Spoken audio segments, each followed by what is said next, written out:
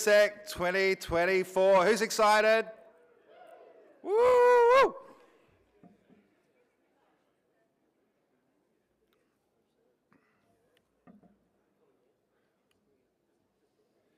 You guys get the early adopter prize for being here at sort of 8:45 on a Wednesday morning.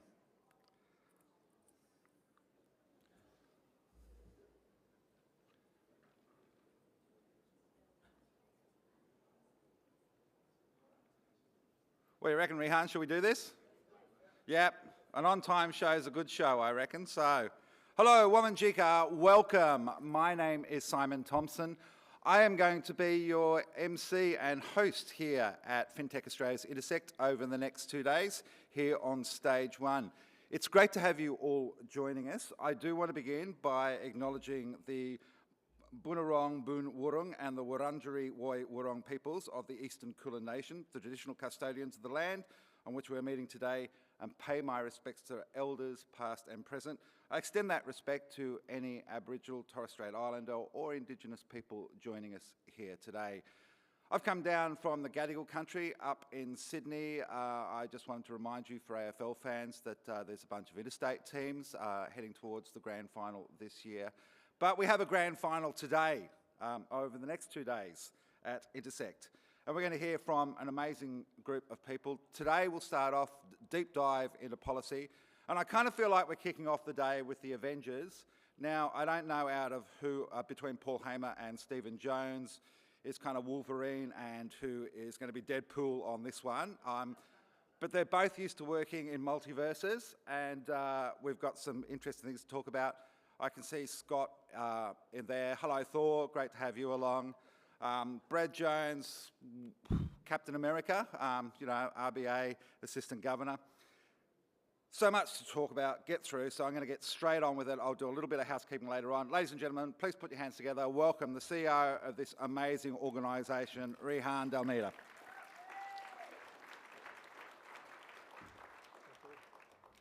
Good morning. I have a really small speech to get you all really in the mood, so yeah, that's not really small. So amazing to see you all slowly trickle in. Lots of familiar faces, of course, and lots of new ones as well. I know there are about 40% of people from Melbourne, so a lot of interstate travelers as well as international travelers to attend Intersekt. So for all the new faces and old, welcome to the conference.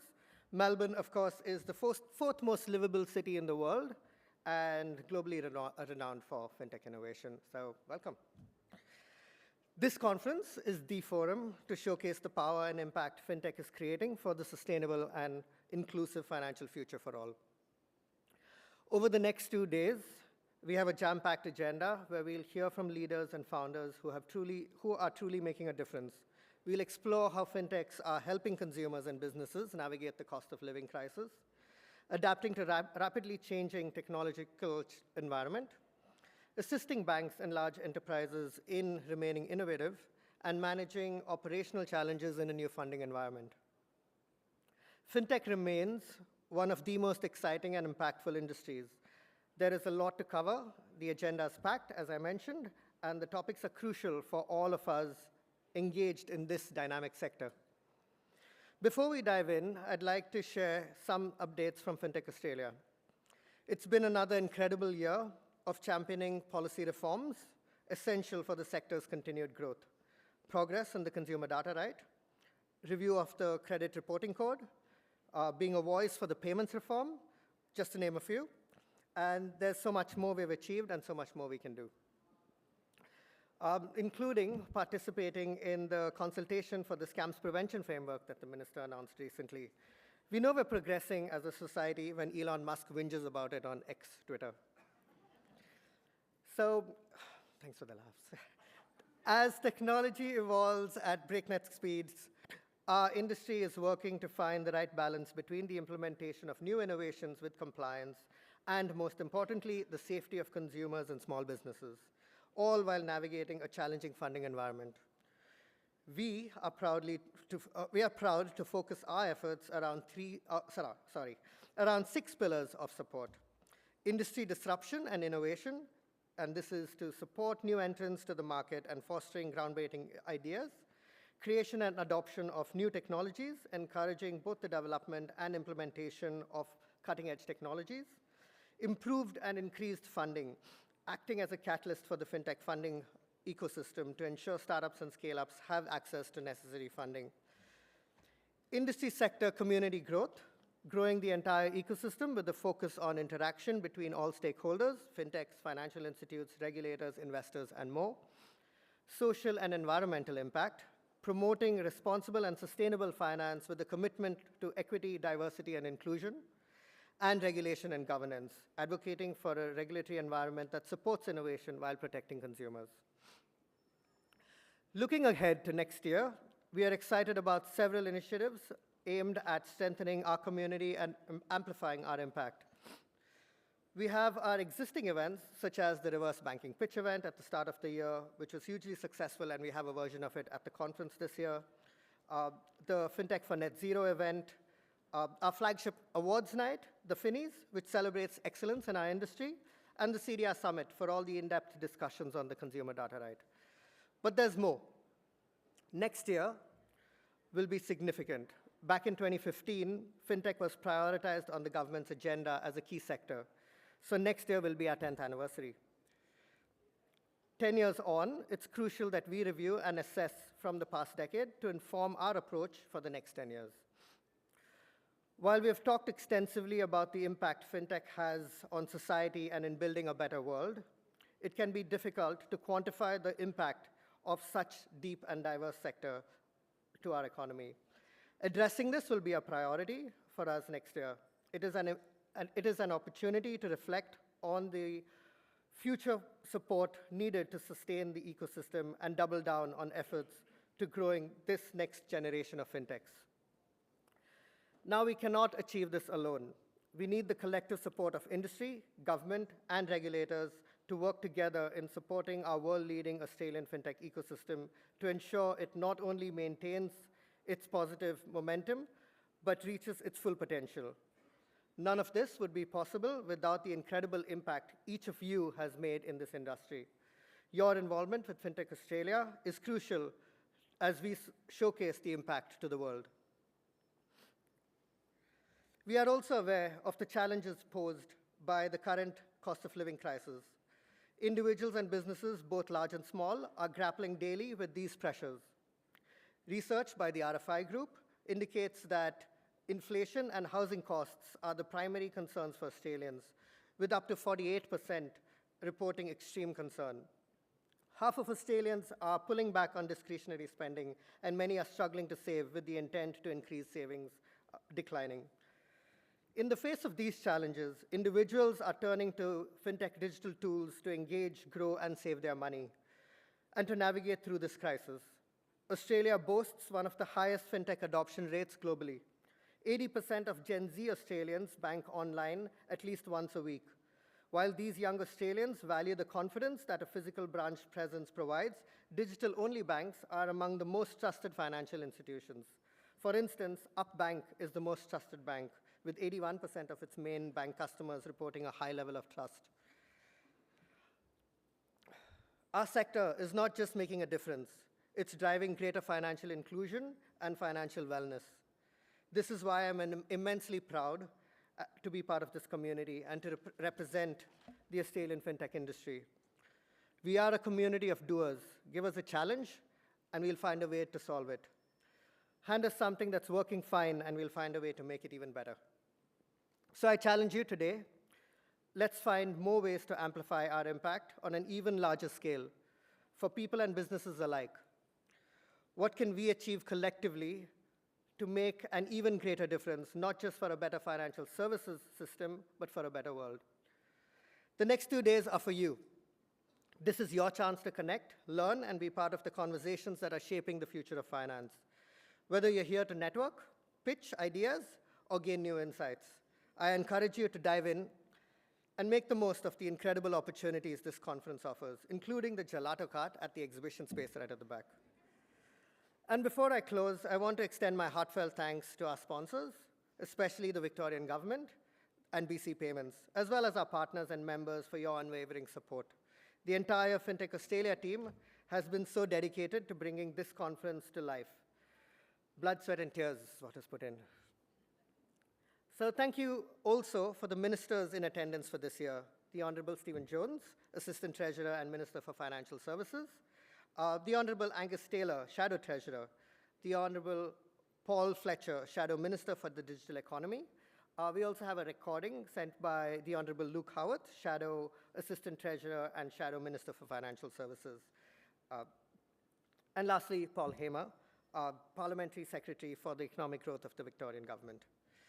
And of course, a huge thank you to all of you for being here. Your presence makes this event truly special.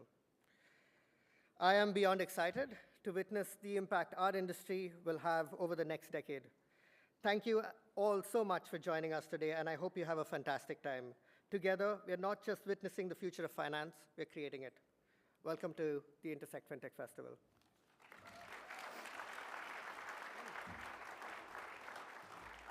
Thank you, Rehan. All right, let's get cracking. First of all, conference app, have you downloaded it? If you haven't, it's on the back here. Use that code and then sign in. That way you can set up your agenda, you can figure out where you're going, what you want to do, who you want to see, who you want to speak to, because I know there's a couple of awesome round tables coming up a little later on. Rehan mentioned the most important part of the conference, the Messina ice cream cart. Thank you so much to Christian and the Maneuver guys for that. We've moved stage 2 this year, so if you know where the bathrooms are, how many of this is your first event? Oh, good to see you. Welcome. You're going to have a great couple of days. And frequent flyers? Excellent. I think this is my 4th, so I've done more of these than Ricky Gervais has done the Logies. I'm going to see how badly I can disgrace myself this year and still get an invite back next year. But we've moved that, so out stage 2 for the second round is, for the other events, is over down past the bathrooms. Head that way. What was normally stage 2 is now the exhibition hall, so go and check that out. If you are from the media, we've got that marked just there. We will, of course, break throughout the day for morning tea and lunch. Toilets, I mentioned those, so they're good. I think we've done most of it, so let's get cracking. Now, first thing is, I cover startups, I work in startups, so most days I'm in jeans and a t-shirt too, but in solidarity with you, Stephen and you, Paul, I put a tie on today because this is an important occasion. So we really appreciate the Victorian Government's support for this event. It is a key moment for the fintech sector.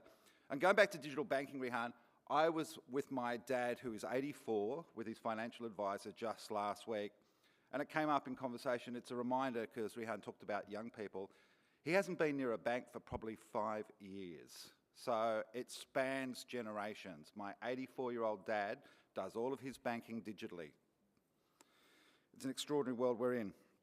But to kick things off, let's hear from a man with a great job as Parliamentary Secretary for Economic Growth here down in Victoria, Paul Hamer. Paul was first elected to the Victorian Parliament in 2018 for the electorate of Box Hill. He served as the Legislative Assembly's, and I didn't go out last night, Planning and Environment Committee, following his re-election in 2022 of the Parliamentary Accounts and Estimates Committee. Yeah, you like the numbers and getting into the weeds there, don't you? On October 2023, Paul was appointed Parliamentary Secretary for the Economic Growth. He's particularly passionate about promoting and encouraging students, especially female students in STEM, so I'm with you all the way on that one. Prior to his political career, Paul worked as an engineer and project manager in infrastructure planning for both the public and private sectors. Ladies and gentlemen, please put your hands together on behalf of the Victorian Government for Paul Hamer. Come on up.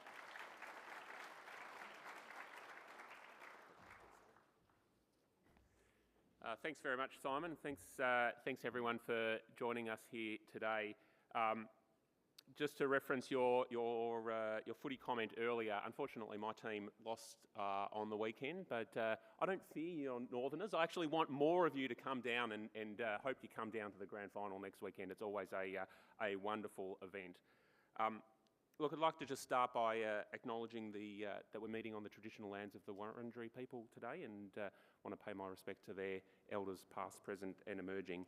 I'd like to also acknowledge Sarah Gorman, the Chair of FinTech Australia, Rehan, the CEO of FinTech Australia, and of course the Honourable Stephen Jones, Commonwealth Assistant Treasurer and Minister for Financial Services. It's a real pleasure to welcome you here to the Intersekt Festival 2024. It's Australia's premier FinTech conference. And the Minister for Jobs and Industry and the Victorian Government, Natalie Hutchins, would like to pass on her apologies for not being able to make it to the event today, but I'm really pleased to be able to be here in representing her today. The Victorian Government's proud to support this event yet again. This is the 8th year in a row in which the Intersekt Festival has been held in Melbourne, and cementing Victoria's reputation as the FinTech capital of Australia. This week is a chance for innovators and experts to come together and collaborate on the future of FinTech. FinTech's a key pillar of Victoria's thriving startups, tech sector and digital economy. And combining this with our booming startup scene and outstanding talent, it's no wonder that Victoria is a leader in FinTech. Melbourne's home to almost 400 FinTech firms, including 5 of Australia's FinTech unicorns: Airwallex, Judo Capital, MYOB, PEXA and Zeller, which are ranked among the world's top 100 FinTech companies. And FinTech is at the heart of Victoria's startup scene. Valued at $30 billion US, our FinTech ecosystem is one of the fastest growing in the world. Victoria's FinTech sector leverages our existing capabilities in banking, payments and wealth management, and a financial services industry, which is the largest of any industry in Victoria. We're home to two of Australia's top 4 banks, ANZ and NAB, and 3 of Australia's top super funds, Host Plus, Australian Super and UniSuper. And our reputation as a global FinTech hub continues to grow, with major global players choosing Victoria as their base in Victoria, including GoCardless, Revolut, Square, Transfermate and Worldline. The Victorian Government is eager not only to embrace this sector, but also to support it and to make it thrive well into the future. That's why we're growing the state's tech talent pool, creating jobs, attracting investment and stimulating business growth. Our government's $64 million digital jobs program has retrained more than 5,000 mid-career workers with job-ready digital skills. The program has over 1,000 registered business hosts, including many from the FinTech and financial services sector. Our Victorian Women in Security program, delivered by the Australian Women in Security Network, is growing the talent pool of women in digital tech and cybersecurity. Currently running in its 2nd year, the program offers technical training and certification, and perhaps most importantly, a network of women in technology to help more women enter and remain in the workforce. We have also invested $10 million to establish the Cremorne Digital Hub as a gateway to Victoria's digital ecosystem. The hub is driving tech sector growth and accelerating Cremorne, which is, for those who don't know Melbourne that well, just about 3 or 4 kilometres east of the city, as a globally significant innovation and tech precinct. Breakthrough Victoria supports breakthrough ideas and tech by investing in innovations with the potential to generate commercial returns and make a positive difference in people's lives. And our pioneering startup agency, LaunchVic, is building the confidence and capability of FinTech startups with resources, mentorship and networking opportunities to fuel our startup ecosystem. The government's annual Victorian Digital Technology Sector Survey aims to understand what our sector looks like, and from your perspective, what are its strengths and its weaknesses, and the challenges and opportunities. The 2024 survey has just launched, and I invite you to make your voice heard by accessing the survey through the virtual Victorian Government booth on the Intersekt event app.